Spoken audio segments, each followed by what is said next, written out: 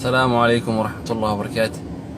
الحمد لله رب العالمين، ثم الصلاة والسلام على نبينا محمد وعلى آله وصحبه وسلم تسليما كثيرا. أما بعد، ولا ليال الله جل وعلا قرآن كسي يقول لي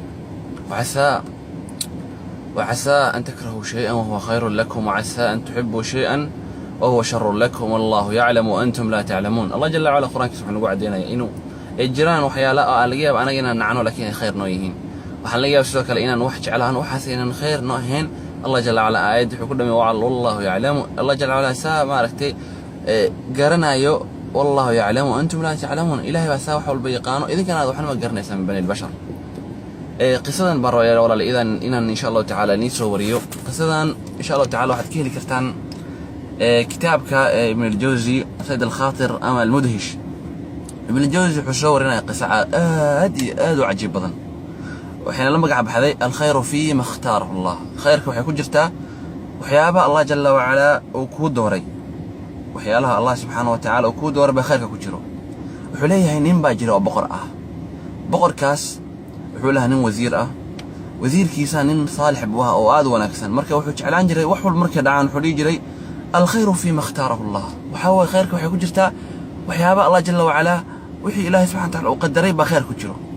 marka maalmaha kamid ah asagoo bal isku dayay inuu tufaax u lahaa ama maaragtay qudaar tufaax u lahaa inuu maaragtay jaro ama jeexo ba waxa ku dhacday gacantiisa buu iska jaray. marka ninkii mataqaana maaliga ahaa ama boqorka ahaa waxa ka dhacday mindidii kadib gacantii baa dhiig ka soo baxday, xanuun baa gaaray, dhaawac baa gaaray. marka ninkii markuu yimaado wasiirkiisa oo arinta u sheegay ninka boqorka wasiirka wuxuu yiri alkhayru fi ma ikhtarahu Allah. waxa laga yaabaa in khayrku tahay gacantaada maaragtay in dhaawac gaartay. ninka intuu xanaaqay wuxuu yiri warinkan waa nin waalane qabta oo xira xabsi galiya wasiirnimadan ka qaada bas ninka saas lagu sameeyay xabsi la galiya. marka xabsi asaga loo sii wado wuxuu yiri alkhayru fi ma ikhtarahu Allah. khayrka waxa ku jirta waxa Allah jalla wa ala uu doore macna waxa Ilaahay subhanahu wa ta'ala uu doore ba khayr ku jiro. xabsi markii la geeyay ba maalmaha kamid ninkii boqorka wuxuu isdhahay bal maanta soo ugaarso oo bax. boqorkii de markuu baxay ugaarsi si maartay isdhahan war ugaarso dhulal badan ay marayeen ba waxa ku dhacday dhul waxay soo galeen ayaga aysan lahayn oo dad kale xukumaan. dadka dhulkaas xukumana waxay ahaan dad majuus oo dabka caabudo. marka dadkii eego meelaha marmara oo habaabsan oo yaaban meeshii marayeen ba nimankii qabtay kadib waxay u geeyeen ninka maligooda ama ninka uu sareeyay. markaas ayagana marka maalmaha ka hor maalinta ayaga la qaban doono boqorka ba waxay go'aan gaareen in qofkii la qaban doona in ay waxa waaye ay ilaahayaashooda caabudayaan ay maarta u qowrici doono qofkaas.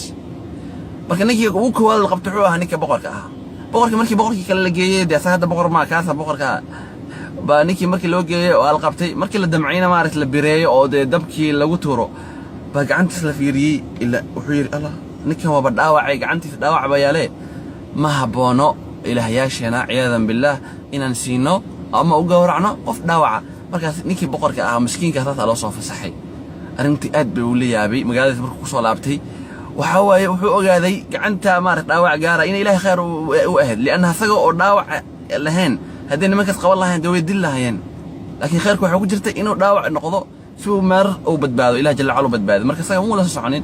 marka ninkii buu u yeeray oo maxbuuska wasiirkii hore wuxuu yiri haye aniga kulli arintiisaas bay igu dhacday saasna waan badbaaday warna runtaada alkhayru fi ma ikhtarahu Allah. khayrku waxa ku jirta Ilaahay jalla wala wixii uu markaas ii go'aamiyay ama ii dooray.